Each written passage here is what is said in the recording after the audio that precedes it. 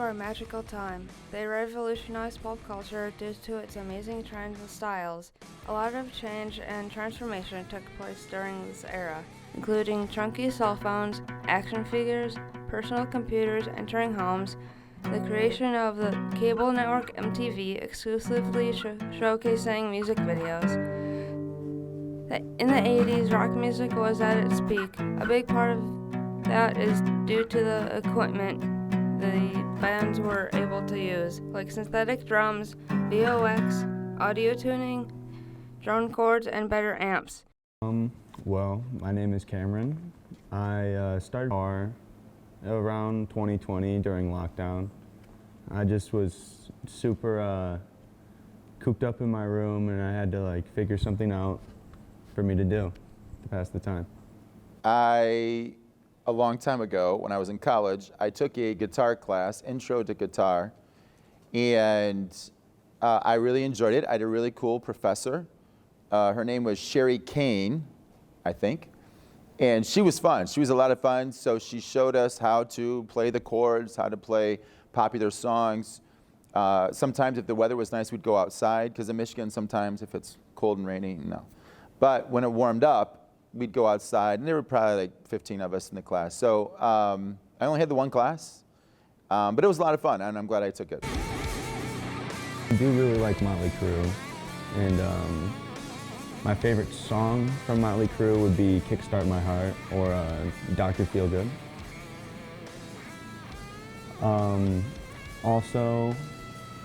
Also Live Wire, that's a good song too. Well, because they were just very influential to me. They remind me a lot of my grandpa. He used to play them a lot when I was younger, so yeah. Yes, U2, it's my all-time favorite band. They're from Dublin, Ireland. Van Halen is probably my second favorite 80s rock band. They were from, originally Eddie and Alex Van Halen, they were brothers. They started the band. They were from the Netherlands, I believe, and then they moved to America when they were younger. Simple Minds. Simple Minds is also another really good band from the 80s. They are from Scotland. And then if there was one more 80s band, I would say Midnight Oil, and they're from Australia. So you've got U2 from Ireland, you've got Van Halen from the Netherlands and America, Simple Minds from Scotland, and Midnight Oil from Australia. My favorite U2 song would be Bad. It's called Bad. Excellent song. From Van Halen, they had a really good song. It was called 5150, so 5150, called it 5150. From Simple Minds, there's a popular song called Don't You Forget About Me. And from Midnight Oil, they have a lot of good songs. One really good song in the 80s is very political. It's called Beds Are Burning. Beds Are Burning. Well, it just sounds really cool, and it makes me feel cool when I listen to it. So 80s rock music is fun. It has a lot of energy. Sometimes it could get political. So sometimes the bands would sing about political issues or current events, and I liked that, trying to change the world with their music. But it's fun. 80s music is fun. It's energetic. We had the TV channel MTV, music television, started out in the 80s, and 80s bands, they realized real quickly that if they were going to get popular, they had to have a good video. They had a really good video along with their popular song to put it on MTV, because that's what the kids were watching back in the days, was MTV. So they had to then be kind of image aware. So some of them had really big hair, and they put hairspray in their hair, or they put makeup on their face. So it was almost like a big production, like a theatrical production. But there were some really good videos in the 80s. So 80s music is fun. 80s music was political, and it had an image to it.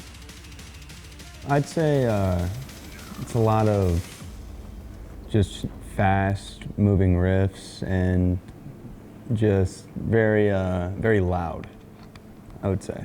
It was, it was sometimes it could cross over between pop and heavy metal. So it was somewhere kind of in between, I think.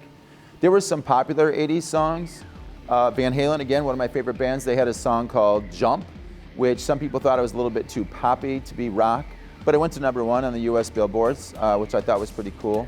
But also, 80s rock, when Eddie Van Halen, the guitarist from Van Halen, he met Michael Jackson, who was a big artist in the 80s, and they did this song called Beat It. And that's probably one of Michael Jackson's most famous songs. But Eddie Van Halen played guitar in the song for Beat It, which I thought was cool. So again, you're kind of mixing rock with pop. So 80s rock, it went a lot of different ways. It could kind of go to the pop section, but could also kind of go a little bit heavy metal, which was interesting. Well, there's a lot of spiky hair, that's for sure, and very much like hair metal, pretty much too. Yeah, I'd say so. It would have to be either Motley Crue, of course, or Ozzy Osbourne. Well, again, going with U2, my theme for my favorite bands, I've seen them 5 times. They're still together. They're in their 60s now, so they're a bit older, but they've been together since 1976, I believe, so almost, 47 years.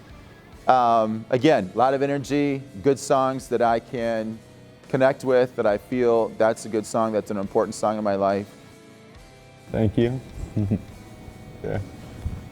Thank you for doing this. This is a lot of fun. There were so many great songs released from this decade, it's hard to narrow down the list.